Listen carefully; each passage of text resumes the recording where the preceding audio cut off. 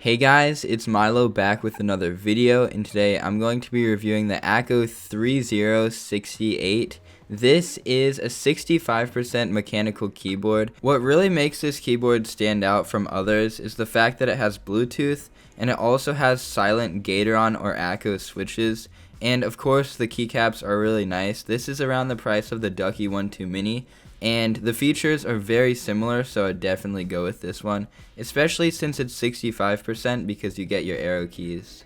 The first thing that I'm going to talk about with this keyboard is the case. So it's very thick and it's built very well. It has absolutely no flex, and the bezels aren't thin, but they aren't too thick. They're kind of in the middle, so the build quality is really great. This is kind of like the updated SK64 case, kind of like a comparison. And also it's like a creamy gray color. I do really like the color of the case, and it perfectly matches the keycaps. And it has rubber feet on the bottom, so it doesn't really slip around on your desk, but sadly it does not flip out, so you can't adjust the height. It also has branding on the right side of the case. That is kind of annoying because I don't really like branding. I prefer like a clean and minimal look, but it doesn't really bother me too much because it's not really like I'm going to be looking down at that part of the keyboard anyways, unless if I'm going to be staring at my hands. And they have the USB-C port on the left of the keyboard, which is standard, and it's not too far into the case, so most cables are going to work with it.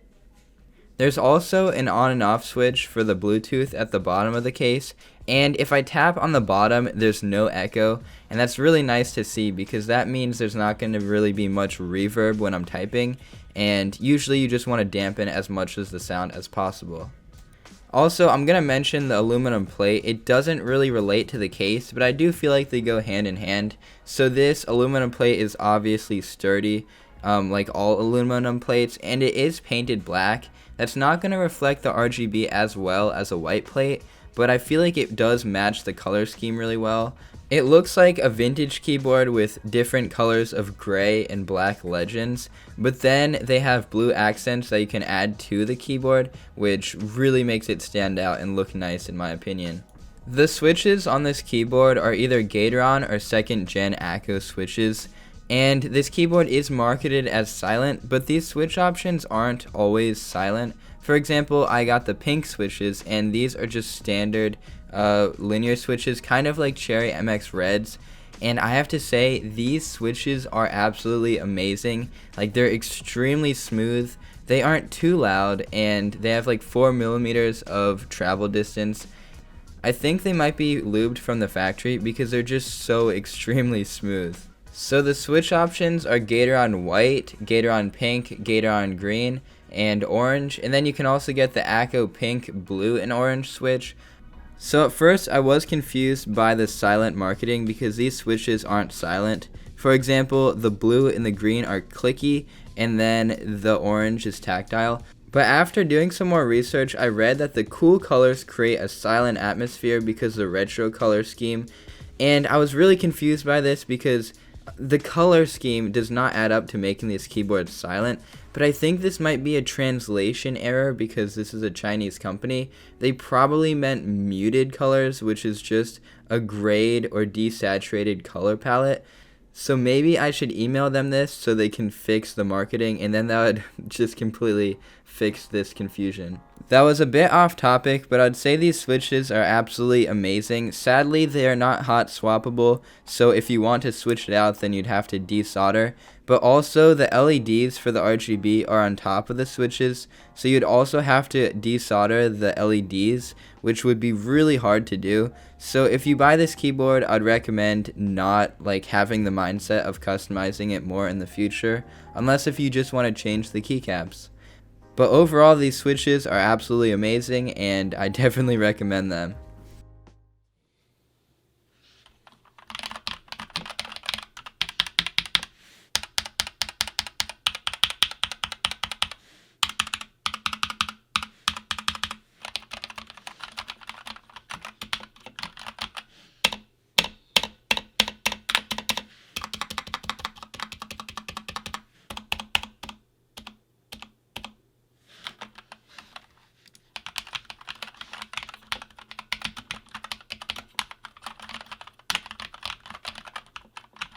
So the keycaps on this keyboard are PBT plastic, which is a very durable plastic that will not shine or wear over time.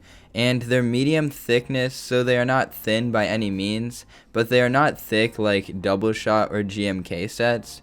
And their OEM profile, which is kind of in the middle of cherry profile and SA profile, they are pretty tall, but I feel like they're a good middle ground for most people.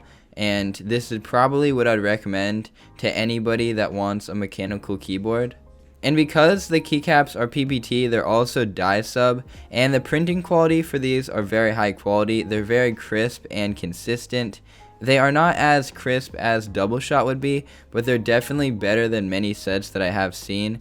And the legends are black, and they're kind of towards the left of the keycaps, and because this is OEM profile, it's kind of curved at the face of the keycap, and that does make them look kind of like off center and kind of off balance. But that's just me nitpicking. I had to look at this keyboard very closely to notice the curve, so nobody's gonna see that, honestly. I did talk about the color scheme earlier, but it's a vintage look, so it's a creamy gray and a darker gray, and it has accents of purple and pink. And what's really cool about the accents is that you can choose to have it completely vintage look, or you can add the pink and purple. And it comes with 18 additional keycaps, which are the pink and purple ones. So you really have a lot of customizability, which is nice to see on a keyboard which is around $100.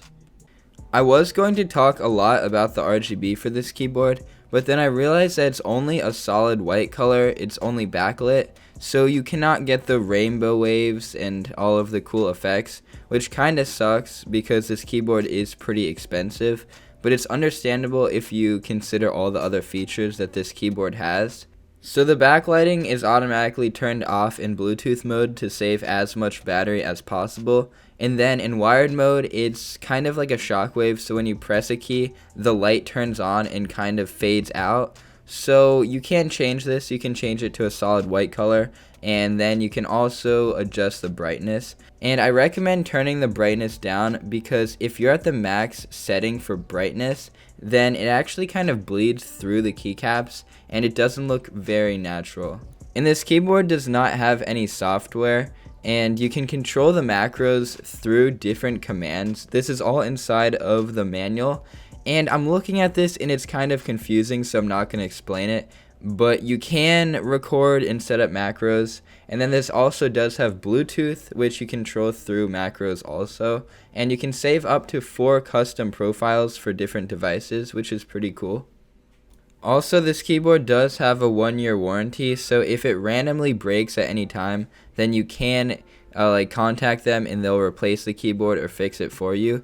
And then if it's after the 1-year time, then they can fix it, but obviously it's going to cost some money.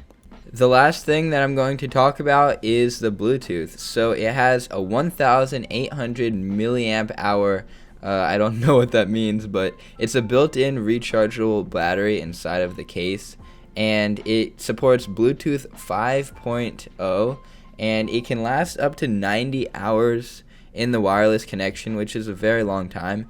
And of course, these claims were stated by the manufacturer because I didn't have the opportunity to use this for 90 hours, but it should probably last you at least 80 hours, which is like a really long time. That's kind of surprising. So in summary, this keyboard has amazing PBT dye sub keycaps. It has really nice Gateron switches or Akko switches, which I think are pre-lubed just because of how smooth they are, which is definitely a bonus. It has a really nice plastic case. It has a long battery life. The only downside I can think of is the branding on the bottom right hand corner of the keyboard, and also the backlight is kind of a bummer. I would like to see RGB on a keyboard at this price point.